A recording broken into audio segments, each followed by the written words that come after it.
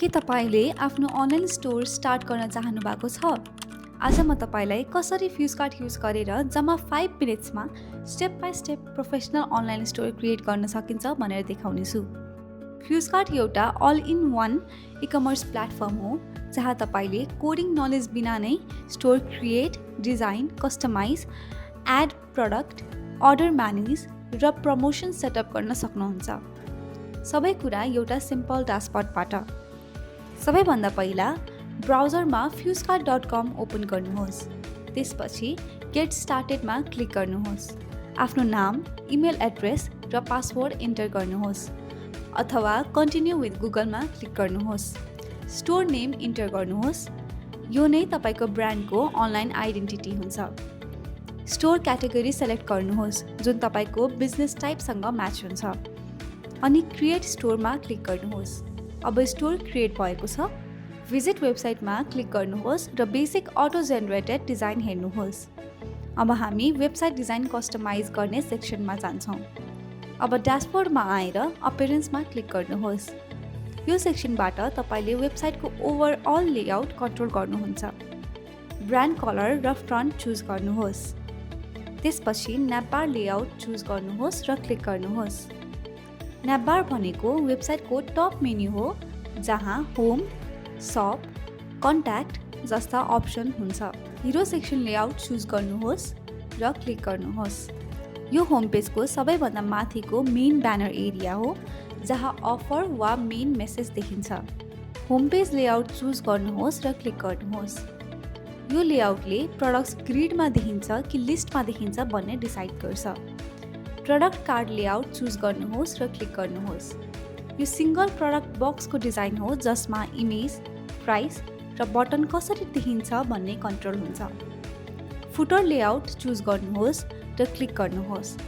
यो वेबसाइटको bottom section हो जहाँ एक्स्ट्रा लिङ्क्स र डिटेल्स हुन्छ।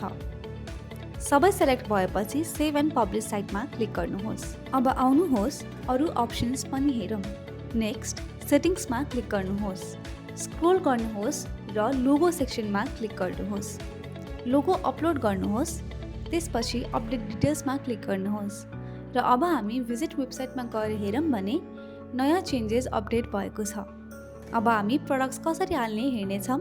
त्यसको लागि प्रडक्ट्सको क्याटेगोरी बनाउनु पर्छ। साइडबारबाट क्याटेगोरिज क्रिएट गर्ने सेक्सनमा जान्छौँ। क्याटेगोरिजमा क्लिक गर्नुहोस्। एड न्यू क्याटेगोरीमा क्लिक गर्नुहोस्।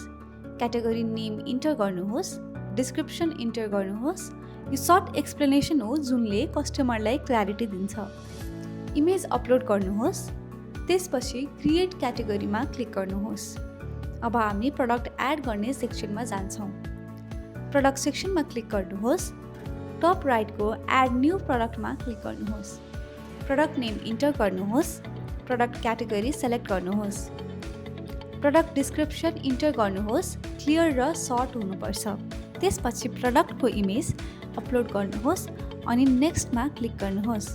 अब यो प्रडक्ट प्राइसिङ र क्वान्टिटी सेक्सन हो। यहाँ प्रडक्टको प्राइसिङ र स्टक रिलेटेड सबै डिटेल्स इन्टर गर्नुपर्छ। सेलिङ प्राइसमा एक्चुअल सेल प्राइस इन्टर गर्नुहोस्। कस्ट प्राइसमा प्रडक्टको ओरिजिनल प्राइस इन्टर गर्नुहोस्। डिस्काउन्ट अप्लाई भएको बेला डिस्प्ले गर्न युज हुन्छ। कस्ट प्राइसमा तपाईको कस्ट भ्यालु इन्टर गर्नुहोस्। क्वान्टिटीमा अभाइलेबल स्टक इन्टर गर्नुहोस्। स्टक 0 भए product automatically out of stock देखिन्छ। वेट इन्टर गर्नुहोस्। यो डेलिभरी चार्ज क्याल्कुलेट गर्न सिस्टमले युज गर्छ। चाहेको भए SKU इन्टर गर्नुहोस्।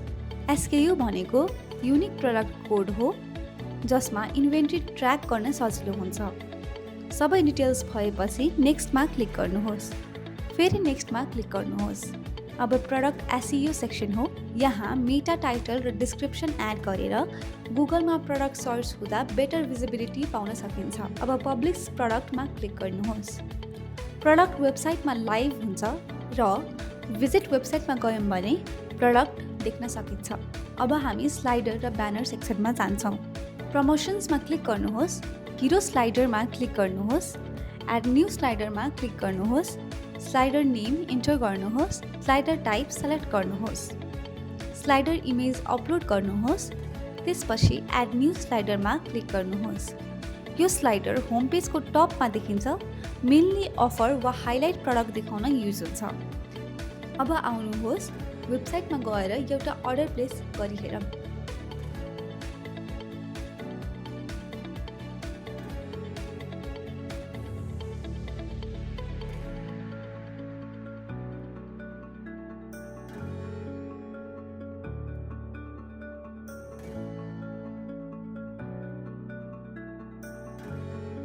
अर्डर प्लेस भएपछि ड्यासबोर्डमा अर्डर सेक्सनमा क्लिक गर्नुहोस्। यहाँ तपाईले order details, customer information, payment status र अर्डर स्ट्याटस म्यानेज गर्न सक्नुहुन्छ।